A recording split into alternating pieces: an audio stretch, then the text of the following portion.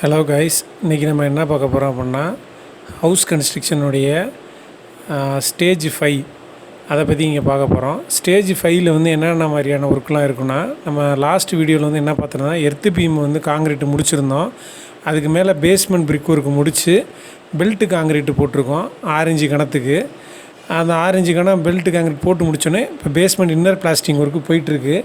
இதுக்கு வந்து நம்ம பீ சாண்ட் யூஸ் பண்ணுறோம். 1:5 அப்படிங்கிற ரேஷியோவில் இப்போ நம்ம பிளாஸ்டிங் ஒர்க்கு பண்ணிகிட்ருக்கோம். இப்போ இங்கே வந்து பார்த்திங்கன்னா இந்த ரூமில் அந்த எர்த்து பீமோடு சேர்த்து வந்து கீழே பிளாஸ்டிங் பண்ணியிருக்காங்க. ஸோ பொதுவாக இன்னர் பிளாஸ்டிங்கில் எர்த்து பீமை பிளாஸ்டிங் பண்ணணும்னு அவசியம் கிடையாது. ஏன்னா அது ஒரு காங்கிரீட் ஸ்ட்ரக்சர் பொதுவாக தண்ணியை வந்து உள்ளே ஊடுருவ விடாது. அதனால் வந்து செவுத்துக்கு மட்டும் நம்ம பிளாஸ்டிங் பண்ணால் போதும். நீங்கள் வாங்கக்கூடிய பீ சாண்டு முதல் விஷயம் ஃபைனாக இருக்கா அப்படின்றத பார்த்துக்கோங்க. எவ்வளோக்கெவ்வளோ நைஸாக இருக்கோ அவ்வளோக்கெவ்வளோ நமக்கு வந்து என்னென்னா தண்ணியை உள்ளே ஊடுருவிட விடாது. ஸோ பாருங்கள் ஃபுல்லாக இப்போ இதெல்லாம் நெக்ஸ்ட்டு வந்து நம்ம பிளாஸ்டிங் பண்ண போகிறோம். இது வந்து ஒரு 2 டாய்லெட்டு.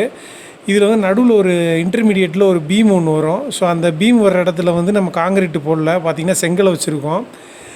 இதை வந்து நம்ம பேஸ்மெண்ட் உள்ளே வந்து கிராவல் போட்டு ஃபில் பண்ணிவிட்டு அதுக்கப்புறம் அந்த லெவலில் வந்து நம்ம 1.25 அடிக்கு ஒரு பீம் போட போகிறோம். அந்த பீம் தான் வந்து 2 டாய்லெட்டை வந்து பிரிக்க போகுது. இப்போ பிளாஸ்டிங் ஒர்க்கு ஃபுல்லாக போயிட்டுருக்குது. பொதுவாக வந்து பார்த்திங்கன்னா பிளாஸ்டிங்கில் வந்து ஒரு முக்கியமான விஷயம் இருக்குது. பேஸ்மெண்ட்டில் இன்னரில் மட்டும் பிளாஸ்டிங் பண்ணால் பத்தாது, எக்ஸ்டீரியர்லேயும் பண்ணணும். அதாவது பில்டிங்க்கு வெளியில் சுற்றி இருக்கிற 4 பக்கமுமே இப்போயே வந்து இந்த ஸ்டேஜ்லேயே வந்து வெளியில் பிளாஸ்டிங் பண்ணிடணும். என்ன ரீசன் கேட்டிங்கன்னா, பொதுவாக வந்து என்ன பண்ணுவாங்கன்னா பில்டிங்கோடைய ஃபைனல் ஃபினிஷிங் ஸ்டேஜில் பேரப்பட் வால்லேருந்து கீழே வரைக்கும் சேர்த்து முடிச்சுக்கலாம் அப்படின்ற மாதிரி கான்ட்ராக்டர்ஸு இன்ஜினியர்ஸ்லாம் சொல்லுவாங்க. ஸோ உங்கள் பில்டிங்கில் இதை அலோவ் பண்ணாதீங்க. என்ன காரணம் அப்படின்னா, பொதுவாக வந்து பில்டிங்கோடைய கடைசி கட்டத்தில் வந்து பிளாஸ்டிங் பண்ணும்போது இந்த சைடில் உள்ள பேஸ்மெண்ட் சைடெலாம் கிராவலு, கப்பி, சில டஸ்ட்டு மெட்டீரியல்ஸ்லாம் விழுந்து அந்த பேஸ்மெண்ட்டோடைய கிட்டத்தட்ட வந்து ஒரு 5 அடி நம்ம பேஸ்மெண்ட் பண்ணியிருக்கோம் அப்படின்னா ஒரு 2.5 அடி வரைக்கும் என்ன ஆயிரும்னா இந்த கப்பி மற்ற டெப்ரிஸ் எல்லாம் கொட்டி மூடிடும். ஸோ அதுக்கு அலோவ் பண்ணாதீங்க. இப்போ பார்த்தீங்கன்னா கலவையை செலுத்தி அடிக்கிறாங்க.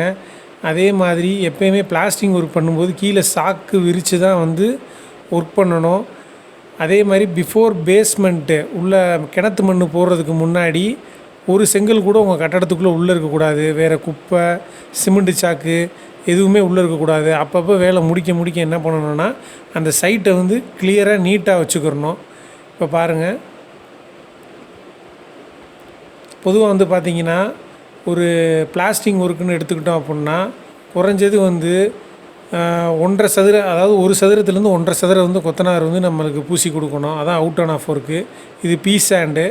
நம்ம இப்போ இதை தான் வந்து உள்ளே யூஸ் பண்ணிகிட்ருக்கோம். இது எம் சாண்டு. இது வந்து காங்கிரீட்டுக்கு நம்ம யூஸ் பண்ணுறோம். ஸோ ரெண்டுக்குமே வேரியேஷன்ஸ் இருக்குது. உங்கள் பில்டிங்கில் கான்ட்ராக்டர்ஸ், இன்ஜினியர்ஸ் என்ன இதை யூஸ் பண்ணுறாங்க அப்படின்றத பார்த்துக்கணும் நீங்கள்.